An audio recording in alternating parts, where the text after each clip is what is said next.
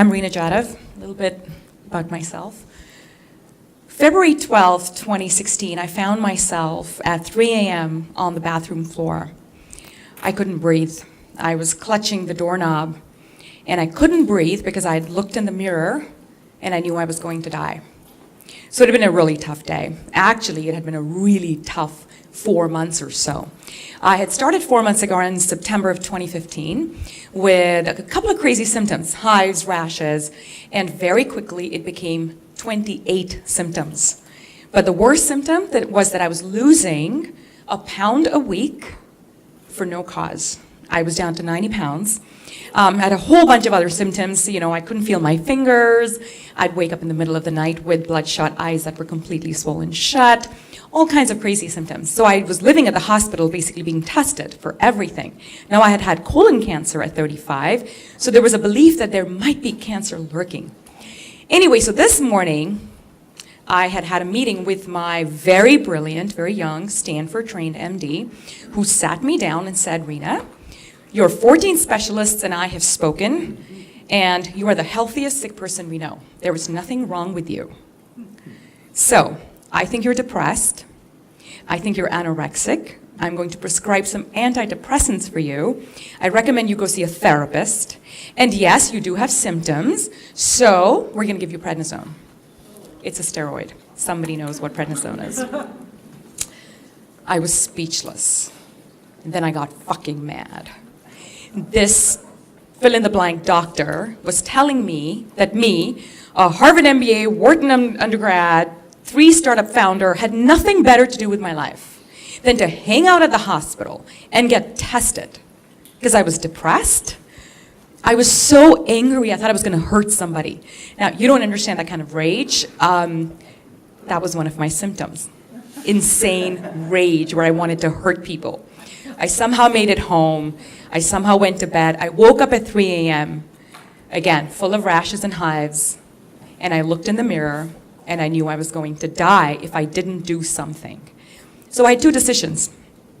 One was that I could take the antidepressants, and I could go to see a therapist, and basically believe what they were telling me, which is, Reena, you're getting old, deal with it. You're 44 years old, like this is how your body's aging, deal with it. Or I could figure out how I was going to take charge of my life. And now I had dealt with crisis before. I'm a startup queen. I dealt with startup crisis before, and I looked in the mirror and said, Reena, you can do this. You've had crisis before. So 2 things were bothering me. One, I knew I was not depressed. I was being told I was depressed. I was not clinically depressed. I knew that for a fact. I was sad, I was unhappy, I was not depressed, I was not going to take antidepressants. I knew I was not anorexic. I was taking almost 2,500 calories a day. I was inhaling coconut oil and ghee. I was not anorexic, so I thought maybe he's wrong about the steroid. Maybe I shouldn't take that either. So I decided that I was going to fight for my health and see where it went. I decided to apply the 6 startup principles that I knew had worked for me in the past. Number 1, make no assumptions. Clearly, I didn't know what created health, and neither did my doctors. So I was going to start from scratch and teach myself what the hell is health anyway. Number 2, I was going to find patients that were sick and had gotten better with my symptoms because, hey, other founders in here, you know how that works, right? As a startup, you find someone who's had a successful model and you copy it. So I was going to do that. Number 3, I was going to find doctors that knew what they were doing because my doctors didn't, but there had to be doctors out there. And guess what? I found them. So top doctors in Ayurveda, acupuncture, traditional Chinese medicine, functional medicine, integrative medicine. These were amazing doctors. And as I listened to them, I thought, oh my God, everybody needs to listen to them. So I created the Healthier podcast. You can check it out. Top 50 doctors are on it. Mark Hyman, Dean Ornish, etc. Next, as I was listening to them, they were saying all kinds of great stuff like go do hyperbaric chamber, go check out the cryotherapy, take glutathione shots in your butt, and I did it all. And that became my blog experience. So you can check out health boot camps, and I started sharing my journey of all these crazy things I was doing to myself. As I listened, I realized I had to start tracking stuff. So I created the Health Journal, and again, if anybody wants a free copy of the Health Journal, just ping me. And I can send that to you, but I started tracking everything. I started tracking moods, meds, foods, everything. And a pattern emerged. And the pattern was that I had to change everything that I was doing. And I did. I eliminated gluten, corn, soy, caffeine, yep, even green tea, alcohol, ouch, that hurt. Sugar, that was the most brutal. I took it all out. I cooked 3 times a day, local organic seasonal food. My family thought I was nuts. 16 months later, I had reversed every symptom. And I was back. I was healthy again. And the journey from 3 a.m. in the bathroom till today has been magical.